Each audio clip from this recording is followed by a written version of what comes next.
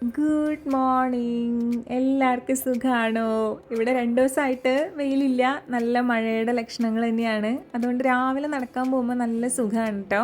വാക്കിങ്ങിന് പോകുമ്പോൾ മഴയ്ക്ക് മുന്നുള്ള അന്തരീക്ഷം അടിപൊളിയാണെങ്കിലും ഇങ്ങനെ മഴ പെയ്ത് കഴിഞ്ഞാൽ നമുക്ക് ബുദ്ധിമുട്ടാണല്ലേ.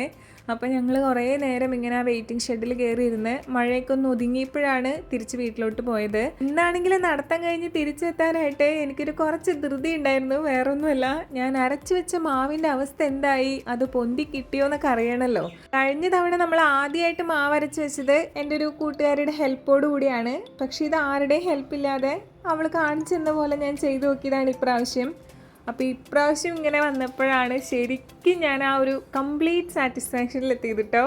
അതുകൊണ്ട് തന്നെ അമ്മേനെയൊക്കെ വീഡിയോ കോൾ വിളിച്ച് കാണിച്ചൊക്കെ കൊടുത്തു. പണ്ടൊക്കെ നമ്മൾ ചെറുതായിരിക്കുന്ന സമയത്ത് നമ്മുടെ അമ്മമാർ വട്ടയപ്പത്തിനും അപ്പത്തിനൊക്കെ മാവരച്ച് വെക്കുമ്പോൾ അത് നല്ലപോലെ ഇങ്ങനെ പൊന്തിയൊക്കെ വന്നു കഴിയുമ്പോൾ അവർക്കൊരു വല്ലാത്ത സന്തോഷം നമ്മൾ കാണാറുണ്ട്. അപ്പോഴൊക്കെ ഞാൻ വിചാരിക്കുക, ഇത്രയും ഒരു കുഞ്ഞു കാര്യം, അടുക്കളയിൽ ഒരു നിസ്സാര കാര്യത്തിന് എന്തിനാണ് ഇത്ര ഹാപ്പിനെസ് എന്ന് ഞാൻ ചിന്തിച്ചിട്ടുണ്ടായിരുന്നു.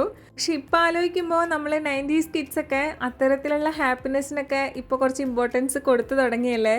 പിന്നെ ഇന്നത്തെ നിങ്ങളുടെ ബ്രേക്ക്ഫാസ്റ്റ് എന്തൊക്കെയായിരുന്നു എന്ന് കമൻറ്റ് ചെയ്യാൻ മറക്കണ്ട കേട്ടോ. അപ്പോൾ എല്ലാവർക്കും ഹാവ് എ നൈസ് ഡേ.